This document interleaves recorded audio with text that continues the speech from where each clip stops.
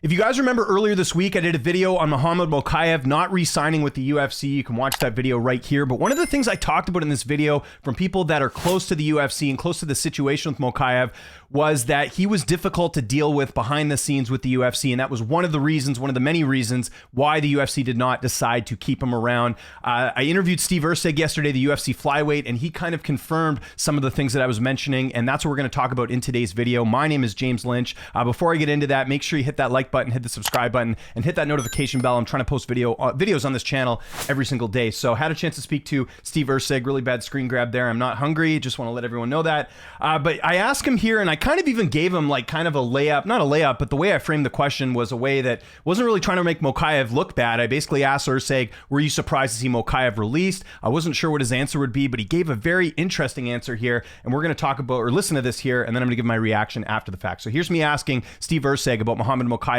not being back in the UFC. Obviously, Mokaev in his division at 125. Muhammad Mokaev getting released. Just first and foremost, before we talk about the fight, how surprised were you that the UFC decided to not re-sign Mokaev after that win over Manel Kape? Yeah, I was very surprised, but I think it's like a cool little precedent to set. You can't go around not only starting fights and jumping other fighters. Like if he did it 1-to-1, like face to face, it's like one thing. Like you probably shouldn't do it before a fight anyway, jeopardize the fight, but more understandable. But like getting a photo and then sucker punching him and getting your team in, and that's like unacceptable. It's coward mentality, I think. And then the way he treats people. This is the key thing here. Fans get to see it, but I don't know, he just seems like he's a little entitled and thinks he's very important, which I don't particularly like, and obviously the UFC didn't like. So hopefully he grows from here and learns a lesson. So just quickly on this, Erceg has never fought Mokaev. They've never been scheduled to fight. So for him to reveal all this, people can't say there's some sort of bias or anything like that. Like this is just totally like random and something that Erceg obviously has noticed himself. So I know there'll be people pushing back and saying, oh, well, he doesn't like him or whatever, but there really is no connection to these two. So for Erceg to reveal this information, I think is pretty telling that even he's noticing that there's some issues with Mokaev behind the scenes with the UFC. Again, there's two sides to every story here, but I'm telling you from what I heard, and I mentioned in that first video, that was something that I had heard, is that he's difficult to deal with. Erceg kind of confirming this. And again, Erceg has no connection to Mokaev, but I followed up on the question kind of saying, hey, is this something that's common among fighters about Mokaev behind the scenes? And Erceg sort of gives his answer here. And again, it's a bit revealing. Is that stuff that you've seen or just stuff you've heard about how he treats people? Is that something that's sort of like common knowledge amongst the fighters in your division? I don't know if it's common knowledge. I saw it when I fought on the same card as him, just the way he was treating the nutrition team and that sort of thing from the UFC. And just like little things that's like disrespectful that, yeah, I thought was odd, but he's a young kid. Hopefully he'll learn from this moment, I guess. So again, very telling. Again, Erceg does not have a connection to Mokaev. For him to reveal this and mention this, I think gives us more answers as far as why Mokaev is released. Because obviously, what are the things that we covered in the last video, in the last couple of videos? You know, people said it was that the UFC didn't like his style. That's something that Dana White alluded to in his post-fight at UFC 304 as to him not being brought back. So I'm sure that was part of it. I think this was a big part of it too. Like if you're not going to play ball with the UFC or you're going to be difficult to deal with, that's an easy reason not to bring you back, regardless of how talented you are. So again, I've heard from people, and now Erceg confirming this as well, that's, two separate things that kind of lead to the fact that maybe Mokaev was tough to deal with. It's one thing if you're a Nate Diaz or you're Conor McGregor or you're John Jones and you're a big superstar and you're making the UFC a lot of money. For Mokaev, if you're difficult to deal with and you're not helping the business, if you're not helping the bottom line, then you're easily expendable. So that's part of it too, where I think the UFC is like, we don't need this. And then I did a video on this as well, and I'm going to reference it too, just so in case you guys haven't seen it. There was this whole thing about him negotiating with PFL. That's sort of been disproven at this point. Mokaev's manager coming out on it, and it makes sense as well. If you haven't seen the video, I'll kind of give you the Cole's notes. But basically, not only did Mokaev's manager come out, did not only Mokaev himself come out, say there was no negotiating with PFL. There's no flyweight division in PFL. There is a bantamweight division, but I can't see Mokaev just leaving to go fight at bantamweight. He's best at 125. That's where a Risen or one championship would make more sense. And the third thing is, like Tim Simpson, he reps so many fighters with his management group, including Adesanya, Max Holloway, Yuri Prohaska. Mokaev's not on the high part of the list here. So why would Tim risk his reputation and go behind the UFC's back and negotiate with PFL at risk at damaging those other relationships? Like, it doesn't make sense. Like, if it was maybe an Adesanya and it was a different story, that's one of his high priced clients, I could see that being a different story. But Mokaev's not even in his top 5 as far as like represented clients, right? Like, Mokaev's never fought for a title.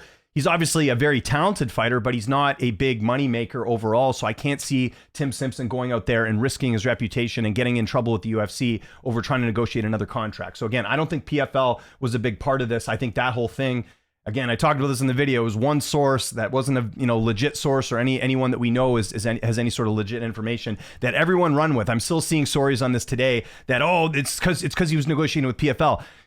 There's no proof of that at all. And again, we've had Mokaev and his manager come forward too. Could they be lying? Maybe. But again, like I said, I just don't see that making a lot of sense, because why would the manager stick his neck out there and potentially damage a relationship there? So yeah, pretty interesting stuff here from Erceg.